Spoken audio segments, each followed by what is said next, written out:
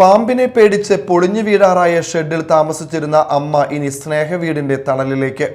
സാമൂഹ്യ പ്രവർത്തകൻ ഷഹീൻ കെ മൊയ്തീന്റെ നേതൃത്വത്തിൽ ജനകീയ പങ്കാളിത്തത്തോടെ നിർമ്മിച്ചു നൽകിയ വീടിന്റെ താക്കോൽ ദാനം ചലച്ചിത്ര സീരിയൽ താരം സീമ ജി നായർ നിർവഹിച്ചു.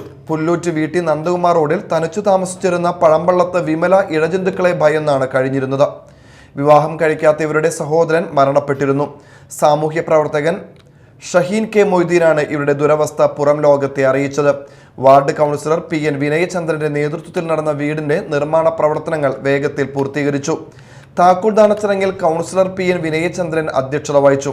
Shaheen K Moideen, ward councillor Nandan, Alpha palliative Vellangallur link centre president AB Zakir Hussain, acting president Shafeer Karumathra, മുൻ councillor MK Sageer, V Karunakaran തുടങ്ങിയവർ പ്രസംഗിച്ചു. ചടങ്ങിൽ നിർമ്മാണ പ്രവർത്തനങ്ങളിൽ നിസ്വാർത്ഥ സേവനം ചെയ്ത V കരുണാകരൻ, നിസാർ മാലിക്, ശിവദാസൻ, ഷിജു KV എന്നിവരെ ആദരിച്ചു.